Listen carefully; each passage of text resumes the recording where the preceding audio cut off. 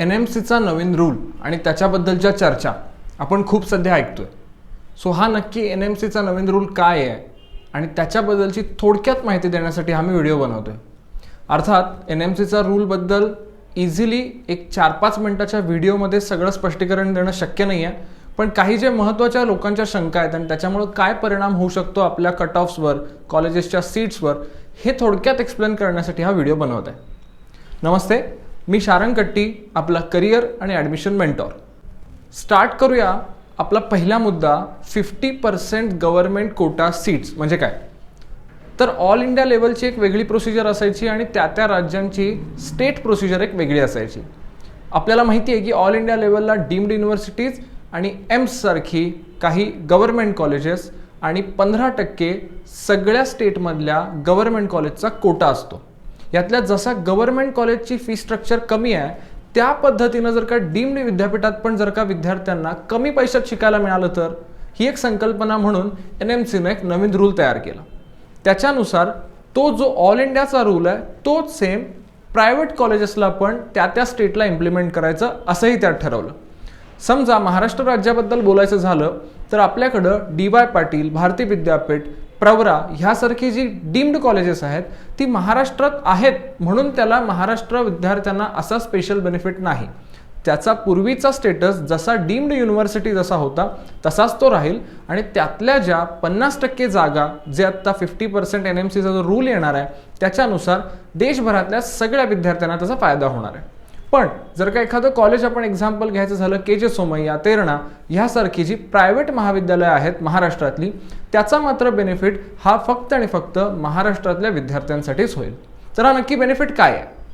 हा बेनिफिट म्हणजे ह्या डीम्ड विद्यापीठात आणि या प्रायव्हेट कॉलेजमध्ये त्यांचा जो काही इनटेक आहे, जी काय त्यांचा सीट मॅट्रिक्समधला मॅक्सिमम जो आत्ता नंबर अप्रूव्ड आहे त्याच्यातील 50% जागा हे त्या राज्यातल्या गव्हर्नमेंट फी स्ट्रक्चरनुसार तितकीच फी प्रत्येक विद्यार्थ्याला भरावी लागणार इररिस्पेक्टिव्ह ऑफ त्याची कॅटेगरी. हा तर भरपूर मोठा फायदा होईल.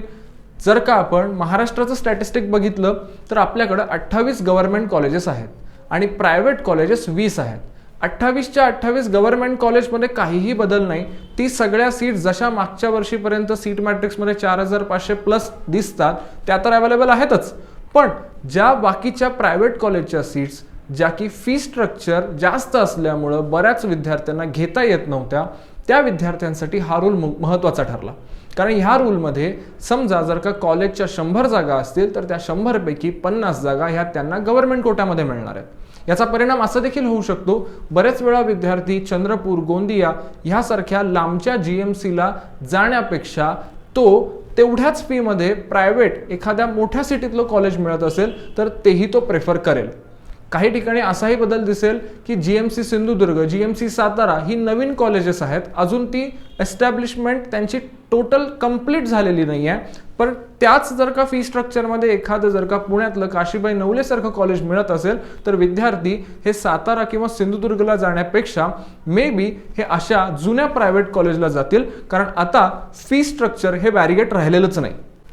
जसा हा बदल स्टेटमध्ये होणार आहे तसाच तोच बदल डीम्ड युनिव्हर्सिटीला देखील आपल्याला बघायला मिळेल. तो डीम्ड युनिव्हर्सिटीमधला बदल हा देशभरातल्या सगळ्या विद्यार्थ्यांना फायदेशीर ठरणार आहे. ऑल इंडियाच्या बाबतीत जर का बोलायचं झालं, एक्झाम्पल जर का घेतलं तर आपण सिम्बॉयसिस कॉलेज जे महाराष्ट्रातलं 10 लाख रुपये फी स्ट्रक्चर असलेलं कॉलेज आहे, मुलींसाठीचं कॉलेज आहे, त्या कॉलेजमध्ये 100 जागांपैकी आता 50 जागा ह्या गव्हर्नमेंट कोट्यातून 1 लाख फीमध्ये मिळणार. म्हणजे उरलेल्या ज्या 50 जागा आहेत त्याच्यासाठी फी स्ट्रक्चर हे वाढू शकेल. कट ऑफ मे बी थोडा डाऊन येईल पण फी स्ट्रक्चर वाढेल. नियम असं सांगतो की जी फी स्ट्रक्चर आजपर्यंत कॉलेजेसनी लावलीत ती हॉस्पिटल कन्सिडर करून, कॉलेजेसचा खर्च करून ह्या सगळ्या मिळून ते विद्यार्थ्यांच्याकडे वसूल करावा, ह्यासाठी ते फी रेग्युलेटरी अथॉरिटीकडे पाठवायचे आणि ते अप्रूव्ह करून आणायचे. पण आता गव्हर्नमेंटनं असा डिसिजन दिलाय की तुम्ही कॉलेज रन करताय, ही नॉन प्रॉफिटेबल ऑर्गनायझेशन आहे, ह्याच्यात तुम्ही कोणताही व्यावसायिकता आणू शकत नाही, त्यामुळं तुम्हाला जेवढा खर्च येतो तेवढाच तुम्हाला लावायचा आहे आणि तो विद्यार्थ्यांच्या फीमध्ये डिस्ट्रीब्यूट करायचा आहे. ऑल इंडिया कोट्याबद्दल जर का आपण एक्झाम्पल घ्यायचं झालं तर आपण उदाहरण घेऊया डीम्ड कॉलेज सिम्बॉयसिस. त्यांची फी स्ट्रक्चर आत्तापर्यंत 10 लाख होती, तर ह्याच्यात बदल कसा होऊ शकेल? तर ह्याच्यात ज्या 100 जागा होत्या त्यातल्या 50 जागा या गव्हर्नमेंट फीज म्हणजे 1 लाख रुपयात भरल्या जातील आणि बाकीचं जे आहे ज्या 35 जागा आहेत त्या 35 जागांचं फी स्ट्रक्चर मात्र नक्की वाढणार. 15% हा पूर्वीही NRI कोटा होता, आजही तो NRI कोटा राहील. आता ज्या विद्यार्थ्यांना 10 लाखाच्या ऐवजी 1 लाखात सीट मिळाली त्या प्रत्येक विद्यार्थ्याचे 9 लाख हे गव्हर्नमेंट पे करणार आहे का? नाही. तर हे पैसे गव्हर्नमेंट देणार असा कुठेही रूलमध्ये उल्लेख नाही. तर हे पैसे वसूल करून देण्यासाठी कॉलेजेसला दुसरा जो 35% मॅनेजमेंट कोटावाला जो पार्ट राहणार आहे त्याच्यावरती प्रेशर येईल. त्याची फी त्यांना वाढवावी लागेल आणि त्या वाढलेल्या फीनुसारच ॲडमिशन होतील. अर्थात तुम्हाला माहिती आहे मेडिकलची ॲडमिशन एकतर मेरिटवर होतात नाहीतर पैशाच्या जोरावर होतात. त्यामुळं फी स्ट्रक्चर जर का वाढलं तर ऑटोमॅटिकली कट ऑफ डाऊन येतील. त्याच्यात आपल्याला ही एक लक्षात घ्यायची बाजू आहे की ज्यावेळी 100 जागा सिम्बॉयसिसला अवेलेबल होत्या त्यातल्या 85 जागा या मेरिटनं भरल्या जात होत्या, त्यावेळी त्याचा कट ऑफ हा 528 जात होता. आता तुम्ही विचार करा ज्यावेळी याचं फी स्ट्रक्चर ही 1 लाखावर म्हणजे अजून कमी होईल आणि दुसरी महत्त्वाची गोष्ट त्या म्हणजे जागाही कमी होतील. त्यामुळे ह्या दोन्ही कोट्यांवर परिणाम होणार का? नक्की होणार.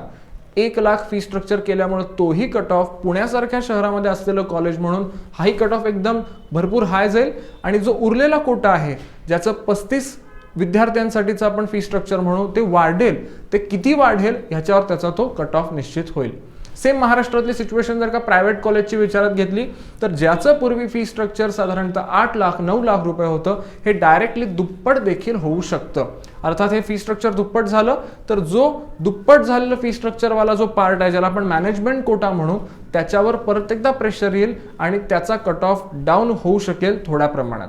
याचा थोडा परिणाम असाही होणार आहे जे विद्यार्थी महाराष्ट्रात ॲडमिशन 500पेक्षा मार्क कमी आहेत म्हणून दुसऱ्या राज्यात जायचे ते मे बी महाराष्ट्रातच जास्त पैसे देऊन देखील ॲडमिशन घेऊ शकतील किंवा त्यांना महाराष्ट्रात चांगले मार्क्स असतानाही ॲडमिशन मिळालं नाही 1 लाख रुपये फीमध्ये आणि जी फी अचानक खूपच वाढली की 10 लाखाची डायरेक्टली 20 लाखापर्यंत गेली आणि त्याच्यामुळे त्यांना आता ते कॉलेज डीम्ड युनिव्हर्सिटी इतकं महाग व्हायला लागलं 2021च्या रूलप्रमाणे. तर ते विद्यार्थी मे बी दुसऱ्या राज्यात पण जातील. त्यामुळे थोडक्यात सांगायला गेलं तर ह्या वर्षीची सिच्युएशन थोडी मिक्स असणार आहे. ह्याच्यावरती आपल्याला विद्यार्थ्यांना एक सोल्युशन असं आहे की जास्तीत जास्त प्रोसिजरमध्ये पार्टिसिपेट करा. आता जर का तुम्ही मला विचारलं की कट ऑफ काय जाईल तर कट ऑफ हा सीट्स वाढल्या तर ऑफकोर्स कमीच येत असतो. ऑल इंडिया कोट्याच्या बाबतीत जर का आपण विचार करायला गेलो तर सीट्स या वाढत आहेत. सो त्यांच्या बाबतीत गव्हर्नमेंट सीट्स या वाढल्या त्यामुळे जो मागच्या वर्षी 595 हा कट ऑफ होता तो कट ऑफ आता कमी येईल कमीत कमी 25 ते 30 मार्कांनी. सो जर का आपण 30 मार्कांनी ते 25 मार्कांनी कट ऑफ कमी धरला तर त्याचे मेरिट लागेल ते साधारणतः माझ्या अंदाजानुसार हे 565 ते 570 ह्या दरम्यान मेरिट लागेल. सो ज्या विद्यार्थ्यांचे मार्क्स हे 540 प्लस आहेत त्यांनी ऑल इंडिया कोटा ट्राय करायला बिलकुल हरकत नाही. अजून मार्क कमी असणाऱ्यांनी राऊंड 2 नंतरचे जे काही रूल्स बदलत आहेत त्याच्यात काही परिणाम होऊ शकतो याचा अंदाज घेऊन फॉर्म भरणार असेल तर भरून ठेवू शकता, पण याची शक्यता फार कमी राहील. महाराष्ट्राच्या बाबतीत जर का विचार करायला गेलं तर मागच्या वर्षीचा ओपन मेरिटचा जो गव्हर्नमेंटचा कट ऑफ होता तो होता 557 मार्काचा. त्यांनाही निम्म्यापेक्षा जास्त जागा ह्या प्रायव्हेटच्या वाढवून मिळणार आहेत. त्याचा फायदा म्हणून सीट्स वाढल्या आणि कमी फीतल्या मिळत आहेत त्यामुळे तिथंही कट ऑफ ड्रॉप बघायला मिळेल आणि तिथंही आपल्याला जो कट ऑफ लागणार आहे तो माझं प्रेडिक्शन असं सांगतं की 525 ते 530 ह्या मार्कांपर्यंतचा तो कट ऑफ जाऊ शकेल. त्यामुळे ओपन मेरिटला ज्यांना थोडक्यात मार्क कमी जास्त झाल्यामुळं चांगलं गव्हर्नमेंट कॉलेज हातून जात होतं आणि डायरेक्ट प्रायव्हेटला शिफ्ट करावं लागत होतं अशा विद्यार्थ्यांसाठी ही चांगला रूल आला आहे. त्यांना 525 ते 530 पर्यंत मार्क जरी असतील तरी त्यांचं ॲडमिशन होऊन जाईल. पण याच्यात कोणताही फिजिकली चॅलेंज किंवा डिफेन्स पर्सन ह्यांना कोणता स्पेशल ॲडव्हान्टेज नाही. त्यांच्या जागा जेवढ्या होत्या तेवढ्याच राहिलेल्या आहेत. हिल एरियामधल्या विद्यार्थ्यांसाठी महाराष्ट्रासाठी जे रिझर्वेशन आहे ते फक्त आणि फक्त साधारणतः गव्हर्नमेंट कॉलेजमध्येच राहणार आहे. त्यामुळे त्यातही कोणता विशेष बदल होणार नाही. त्यांच्या मेरिटवर कोणताही इफेक्ट आपल्याला दिसणार नाही. कॅटेगरीच्या सीटमध्ये जो विशेष बेनिफिट असायचा SC ST किंवा VJ NT1 NT2 ह्या कॅटेगरीजमध्ये प्रायव्हेटला किती जरी फी स्ट्रक्चर असलं तरीही त्यांना त्याचा पूर्ण बेनिफिट असल्यामुळे हे विद्यार्थी डायरेक्ट अप्लाय करायचे आणि त्यांना थोडे मार्क कमी असले तरी ॲडमिशन मिळायची. पण आता जरी रिझर्वेशन पॉलिसी कंटिन्यू राहिली तरी आता हे क्लिअर झालेलं असेल की कोणत्याही कॅटेगरीच्या विद्यार्थ्याला फी स्ट्रक्चर हे कमीच असल्यामुळं हे थोडं मेरिट बेस्ड होऊ शकेल. ह्यात अजूनही असा स्पेशल उल्लेख नाही की ह्या जो गव्हर्नमेंट कोटा आपण ज्याला म्हणूया ह्या कोटामध्ये रिझर्वेशन पॉलिसी कशी इम्प्लिमेंट होणार आहे. 50%ला 50% की महाराष्ट्रात जशी 25% करून दिली जाते त्या पद्धतीला त्याच्यावरही स्टेटचे मधले कॅटेगरीचे कट ऑफ डिपेंड असणार आहेत. आता ह्याच्यात NMCनं पॉलिसी इम्प्लिमेंट करत असताना काही विचार केलेत की याचा नक्कीच फायदा जे थोडे गरीब विद्यार्थी आहेत किंवा ज्यांचं एकदम डीम्ड आणि प्रायव्हेटचं फी स्ट्रक्चर बेअर करण्याची ताकद नाही आहे पण त्यांना गव्हर्नमेंटमध्ये चांगल्या मार्काने जायचं आहे, अशा विद्यार्थ्यांसाठी विचार केला तर खूप फायदेशीर पॉलिसी आहे. पण एक विचार करावासा वाटतो की काही कॉलेजेस ह्या फील्डमध्ये आम्ही भरपूर वर्ष झाले काम करतोय, त्यामुळे अंदाज आहे की काही कॉलेजेस ही जी आत्ता त्यांची रेग्युलर फी आहे तेवढी जरी त्यांनी फी चार्ज केली तरीही ती बऱ्याच वेळा भरली जात नाहीत आणि त्यांची फी जर का आता डबल झाली 1.5% जरी वाढली तरीही ती कशी भरतील? त्यांना आहेत त्या फीजमध्ये दरवर्षी त्यांना फीज कमी करून विद्यार्थ्यांना सेटल करावं लागतं. तर अशा विद्यार्थ्यांसाठी अशा कॉलेजेससाठी NMC पॉलिसीमध्ये काय विचार केला गेला आहे? कारण ज्यावेळी ही कॉलेजेस बनतात त्यावेळी किती जरी नॉन प्रॉफिटेबल ऑर्गनायझेशन आपण म्हणत असलो तरी हा एक व्यवसाय थोडाफार प्रमाणात आपल्याला दिसतो. त्यामुळे ज्याच्याकडे पैसे आहेत तोच ह्या कॉलेजमध्ये जाताना आपल्याला दिसतो. आता जर का पैसे हा मुद्दा जर का कमी झाला तर कॉलेजचं ह्याच्यात मोठं नुकसान आपल्याला बघायला मिळू शकतं. कारण जी कॉलेजेसला मागच्या वर्षी फक्त क्वालिफाय झाल्यानंतर ही ॲडमिशन मिळेल अशी काही कॉलेजेस आपण बघितली तर अशा कॉलेजला अजून फी वाढल्यानंतर अजून कट ऑफ कमी येऊ शकतो. जशी पोस्ट ग्रॅज्युएशनच्या ॲडमिशनच्या वेळेस सीट्स फिलअप होत नाही आहेत यासाठी कट ऑफ हा डाऊन केला जातो. 50% हा कट ऑफ डायरेक्टली 40 इव्हन 35% एवढा कमी केला ज्यावेळी जातो त्याच्यानुसार हे ॲडमिशन प्रक्रिया पुढे राबवली जाते. तसाच इथं काही करायला लागू शकेल का? जर का हा लॉस आपण बघितला, लॉस याच्यासाठी म्हणतोय कारण हे पैसे हे कुणाकडून तरी वसूल केले जाणार. एखाद्या विद्यार्थ्याला जर का कमी पैशात ॲडमिशन देतोय तर ते कॉलेज रन करण्यासाठी दुसऱ्या विद्यार्थ्याकडून ते जास्त पैसे आकारले जाणार आहेत. समजा त्या सीट्स भरल्या गेल्या नाहीत तर मुद्दा क्रमांक 1, जर का त्या सीट्स भरल्या तर त्या एवढ्या एक्स्ट्रा फीज लावल्याच्या जातील त्याचे पैसे खरंच गव्हर्नमेंट देणार का? जर का ते पैसे गव्हर्नमेंट देणार असेल तर गव्हर्नमेंट म्हणजे बाकी कोणी नाही तर कॉमन मॅन, त्याच्या पैशातून हे सगळं चालणार आहे, तर तसा पद्धतीनं दिले जाणार आहेत का?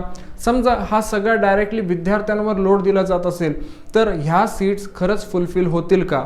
जर का अशा पद्धतीनं येणारे विद्यार्थी जर का इथं असतील तर त्यांना कॉलेज खरंच चांगल्या पद्धतीची वागणूक देईल का?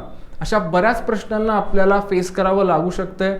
होपफुली NMCनं पॉलिसी इम्प्लिमेंट करत असताना हाही विचार केला असेल कारण बरेच वेळा NMCच्या चांगल्या स्टेप पण दिसतात. एखादं कॉलेज जर का तेवढं परफॉर्म चांगलं करत नसेल तर अचानक धाड घालून त्यांचं चेकिंग केलं जातं आणि जर का ते योग्य परफॉर्मन्समध्ये दिसत नाही आहे तर त्यांना डायरेक्टली बॅन पण केलं जातं. अशा पद्धतीनं थोडा स्ट्रिक्ट कंट्रोल खरंच कॉलेजवर देखील ठेवला जाईल का? अशा बऱ्याच प्रश्नांची उत्तरं ह्यातून आपल्याला फाइंड आउट करावी लागतील. आपण हा मॅनेजमेंट कोटाच्या वाढलेल्या फीबद्दल ज्यावेळी विचार करतो त्यात अजून तिसरा कोटा जो शिल्लक आहे तो म्हणजे NRI कोटा.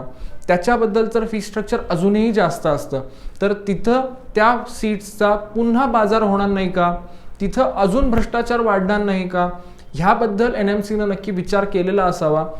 ह्या पॉलिसीचा नक्की आपल्यावर परिणाम काय होईल ह्याचा आत्ता फक्त आणि फक्त विद्यार्थी आणि पालकांनी एवढाच विचार करावा की माझ्या कट ऑफनुसार मला कोणतं कॉलेज मिळू शकेल आणि जर का माझे मार्क्स चांगले असतील तर मला बेनिफिट झाला आहे, थोडे जर का कमी असतील आणि जर का मी प्रायव्हेटला जाणार होतो तर माझं एज्युकेशन थोडं महाग कसं झालेलं आहे.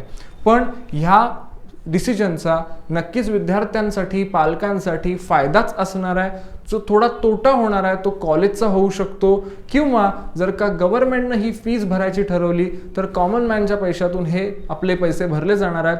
त्यामुळं अल्टिमेटली ज्यावेळी गव्हर्नमेंट सारखा फीजमध्ये ह्या विद्यार्थ्यांना शिकायला मिळतंय त्यावेळी जसा गव्हर्नमेंट कॉलेजला रुरल इंटर्नशिप ही कंपल्सरी असते त्या पद्धतीनं तुम्ही कोणत्याही कॉलेजमधून जरी पासआउट झालात तरी 1 वर्षाची किंवा 2 वर्षाची त्या स्टेटच्या पॉलिसीनुसार rural internship may be extra लागू होऊ शकेल. ह्याच्या व्यतिरिक्त दुसरा कोणताही परिणाम होणार नाही. अजून एका व्हिडिओमध्ये मी हाही ट्राय करणार आहे की प्रत्येक राज्याच्या प्रोसिजरमध्ये तिथल्या गव्हर्नमेंट प्रायव्हेटचा कट ऑफमध्ये कसा चेंज येईल. आता ॲडमिशन हे फी बेस्ड राहिलेलं नाही आहे. आता इथून पुढं जे कॉलेज चांगलं आहे विद्यार्थी तिथंच येणार. त्यामुळं आता फक्त आणि फक्त सायबर चालवणाऱ्यांसाठी काउन्सिलिंग हे डिफिकल्ट झालंय कारण पूर्वीचे एक स्ट्रेट फॉरवर्ड स्टँडर्ड प्रेफरन्स टाकायचे आणि विद्यार्थ्याला ॲडमिशन मिळायचं. पण आता जे ॲक्च्युली मेडिकल काउन्सिलिंग करतात ज्यांनी ही स्वतः कॉलेजेस व्हिजिट केलेली आहेत यांना तिथला अपडेटेड स्टेटस माहिती आहे. असेच काउन्सिलर तुम्हाला हेल्प करू शकणार आहेत. त्यामुळे सगळ्यांना रिक्वेस्ट आहे की अस्मी यूथ करिअर ॲडवायझर सारख्या ऑर्गनायझेशनला नक्की कनेक्ट व्हा. आमचा रजिस्ट्रेशनसाठीचा नंबर तुम्हाला मी इथं शेअर केलेला आहे स्क्रीनवर, त्याला लवकरात लवकर कॉन्टॅक्ट करा. खाली एक गुगल फॉर्मची लिंक पण देतोय. जर का तुम्हाला इंटरेस्ट असेल अस्मीच्या पेड सर्व्हिसेस घेण्यासाठी तर तुमचं नाव आणि नंबर पाठवून ठेवा. आमची टीम तुम्हाला ह्याच्या संदर्भात नक्कीच कॉन्टॅक्ट करेल. महाराष्ट्र राज्य असू दे, इतर राज्यांची ॲडमिशन प्रोसिजर असू दे, ऑल इंडिया लेवलची ॲडमिशन प्रोसिजर असू दे, तो BAMS कोर्स असू दे, डेंटल कोर्स असू दे किंवा MBBS कोर्स असू दे, या सगळ्याबद्दलचं एक्झॅक्ट कॅल्क्युलेशन करून तुमच्यापर्यंत ही सगळी माहिती मला द्यायला नक्की आवडेल. ही जी सगळी मी माहिती देत असतो ती ऑथेंटिक वेबसाईट आणि प्रॉपर डेटाबेसवरून देत असतो. त्यामुळं कोणताही कंटेंट चुकीचा तुमच्यापर्यंत पोहोचणार नाही ना, याची काळजी घेऊन ही मी माहिती देत असतो. हीच माहिती तुम्हाला जर का प्रिंटेड स्वरूपात पाहिजे असेल तर आम्ही एक रूलबुक नावाचं एक मेडिकल ॲडमिशन गायडन्स आणि कट ऑफ बुकलेट बनवलं आहे. ते तुम्हाला घरापर्यंत पोचवायचं असेल तर ह्याच दिलेल्या नंबरवर संपर्क करा. तुम्हाला कुरिअर चार्जेस जे काय असतील ते पे करून हे पुस्तक तुमच्यापर्यंत पोचू शकेल. हा जर का व्हिडिओ हेल्पफुल वाटला असेल तर तुमच्या मित्रांपर्यंत नक्की शेअर करा. हा व्हिडिओ आवडला असेल तर नक्की एक लाईक करा, कारण ह्याच गोष्टीमुळं आमचा काम करण्याचा, असेच चांगले चांगले व्हिडिओ बनवण्याचा अजून थोडासा ऊर्जा, इच्छा जास्त होते आणि आम्ही अशीच चांगली चांगली माहिती तुमच्यापर्यंत पोहोचवत राहू. भेटूया अशाच एका पुढच्या व्हिडिओमध्ये. तोपर्यंत धन्यवाद.